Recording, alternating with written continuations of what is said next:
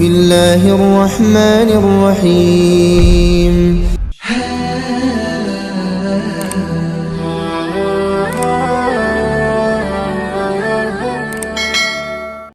Assalamualaikum warahmatullahi wabarakatuh. Alhamdulillahi rabbil alamin. Allahumma sholli ala sayyidina Muhammad wa ala ali sayyidina Muhammad.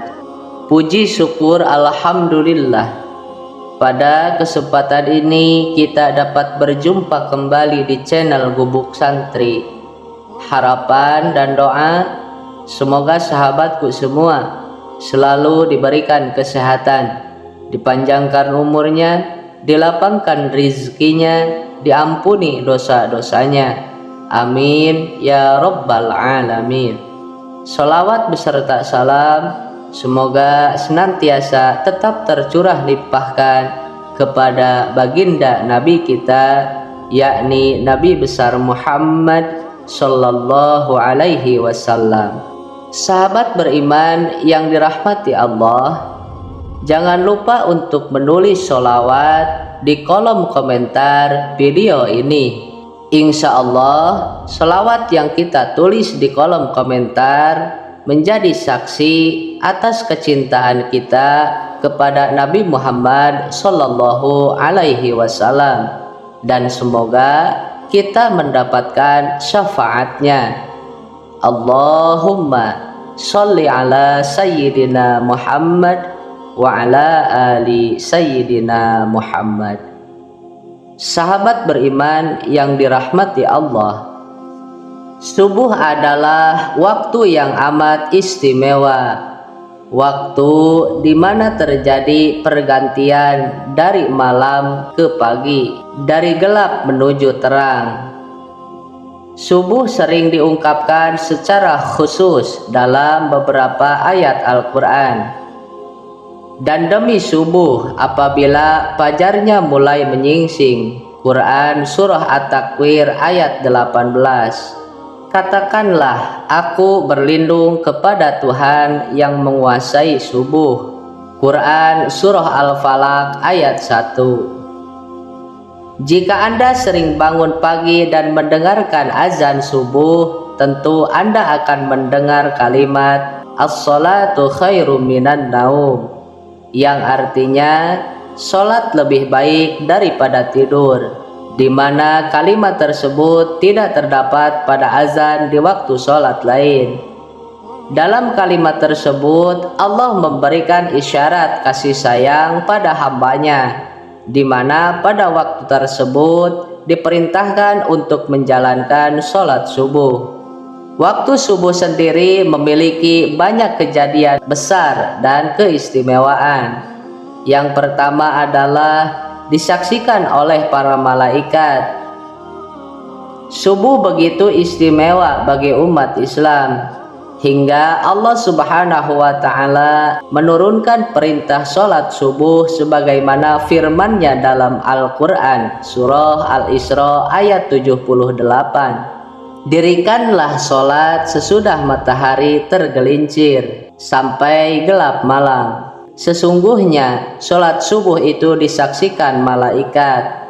Orang yang menjalankan sholat subuh akan mendapat perhatian Allah pada hari kiamat, karena berkumpulnya para malaikat malam dan siang di waktu tersebut, di mana para malaikat melaporkan langsung kepada Allah Subhanahu wa ta'ala apa saja yang dikerjakan hambanya di waktu subuh, dan mendoakan kebaikan bagi mukmin yang menjalankan sholat subuh.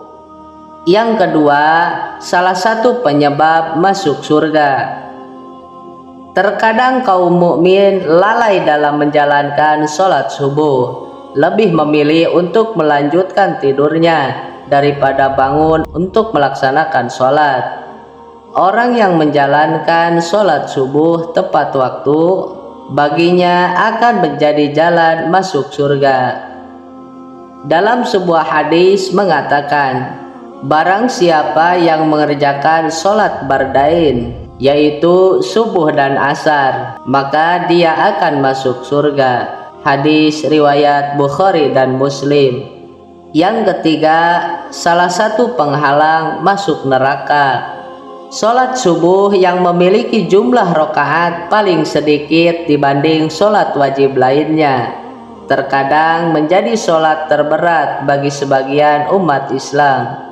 Bagi yang menjalankan sholat subuh, baginya dapat menjadi penghalang masuk neraka, seperti yang disampaikan dalam hadis berikut. Sekali-kali tidak akan masuk neraka orang yang mengerjakan sholat sebelum matahari terbit di ufuk timur.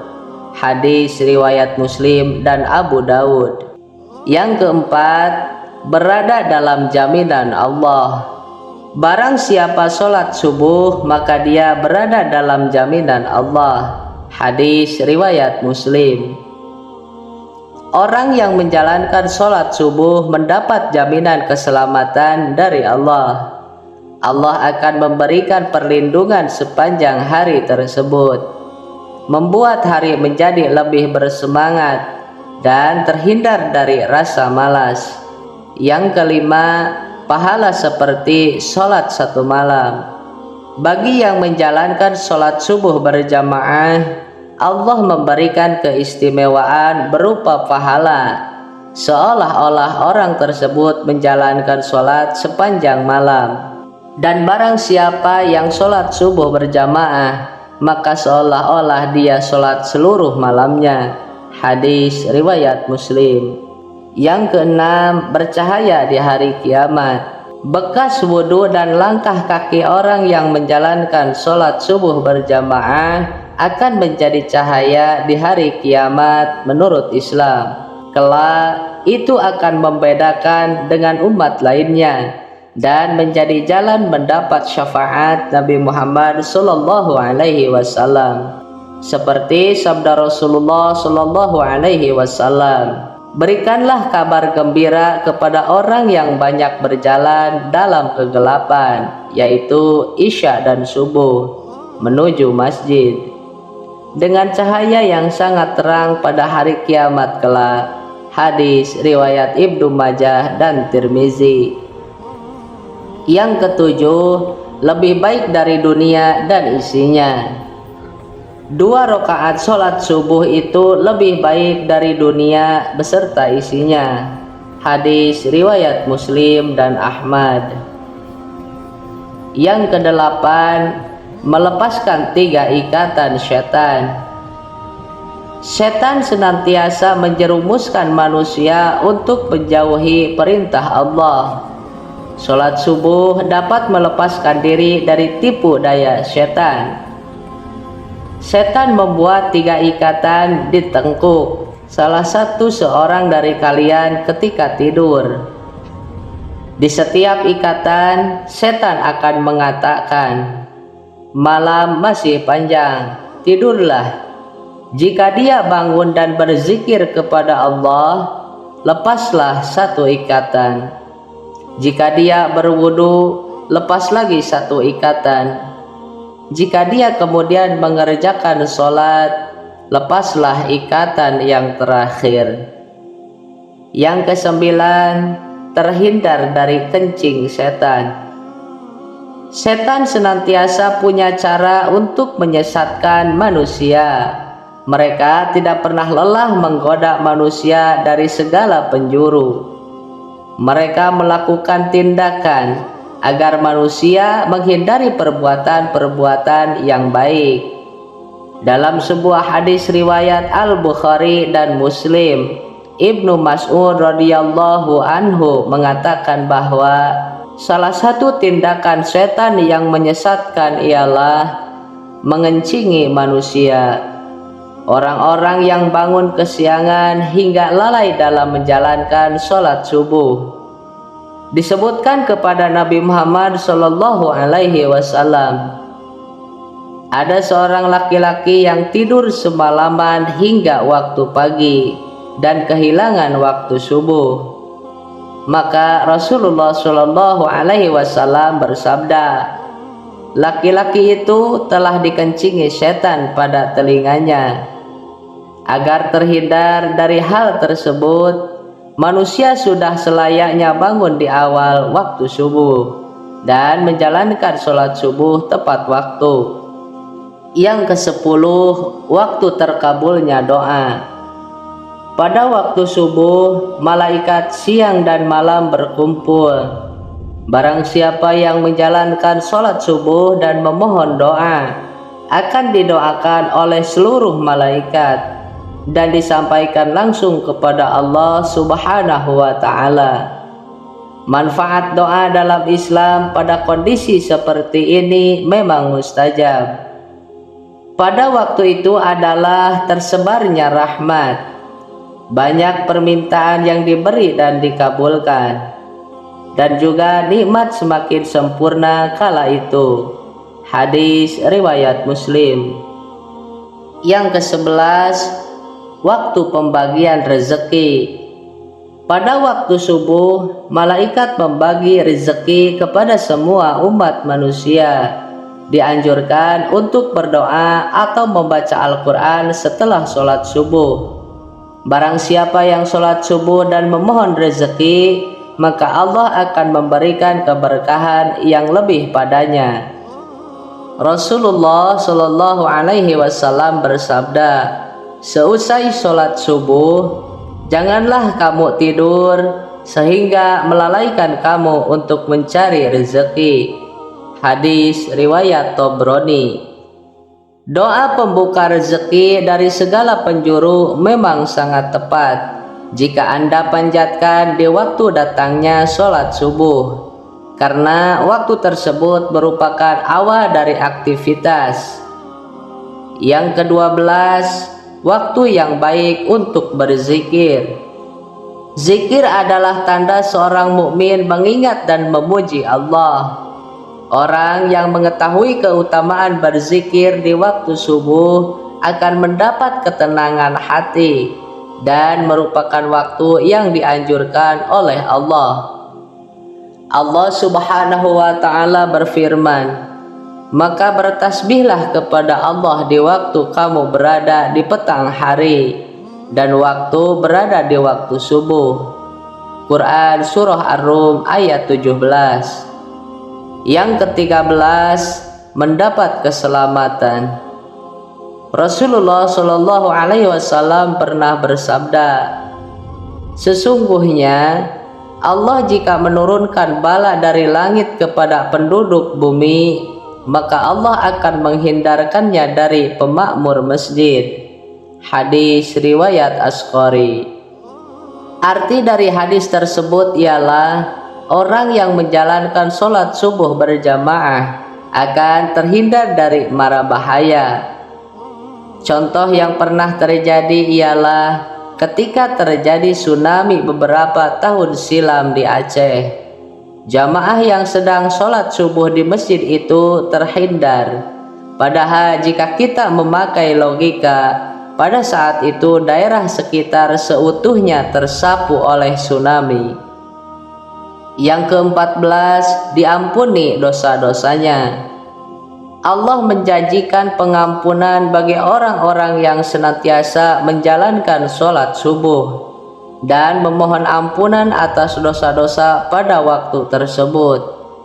Setelah sholat subuh, dianjurkan untuk membaca kalimat Subhanallah wa bihamdihi subhanallahil azim sebanyak 100 kali.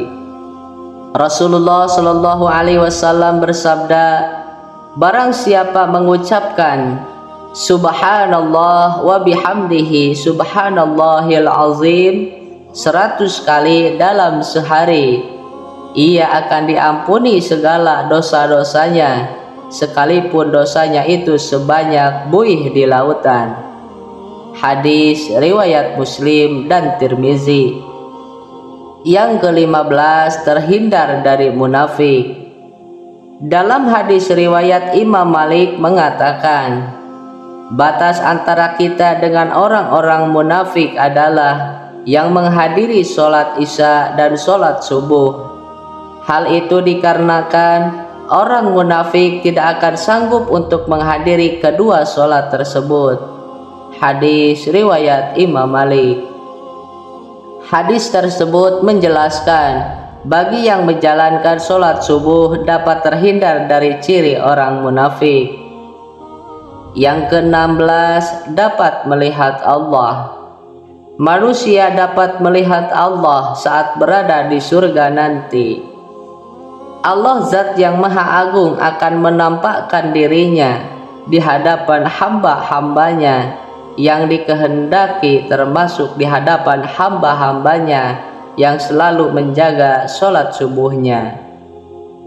Rasulullah Shallallahu Alaihi Wasallam bersabda, kami sedang duduk bersama Rasulullah Shallallahu Alaihi Wasallam. Ketika melihat bulan purnama, beliau berkata, sungguh kalian akan melihat Rob kalian sebagaimana kalian melihat bulan yang tidak terhalang dalam melihatnya.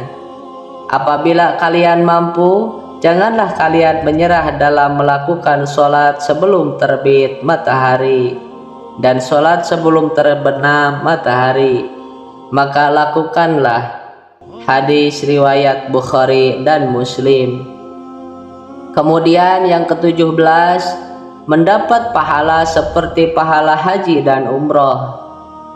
Bagi orang yang menjalankan sholat subuh berjamaah, dilanjutkan dengan berzikir hingga matahari terbit dan ditutup sholat 2 rakaat, akan mendapatkan pahala senilai dengan pahala haji dan umroh.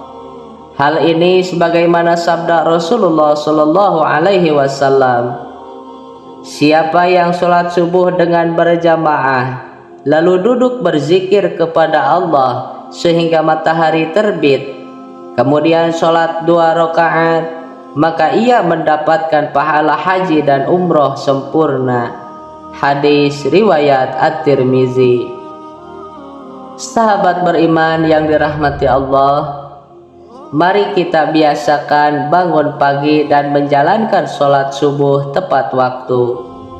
Selain menjalankan kewajiban sebagai umat muslim, sholat subuh juga memberi hikmah berupa melatih kedisiplinan diri dan mencegah rasa malas. Wallahu a'lam bishawab. Demikianlah sahabat yang bisa disampaikan. Mudah-mudahan bermanfaat untuk kita semua. Akhirul kalam. Wassalamualaikum warahmatullahi wabarakatuh.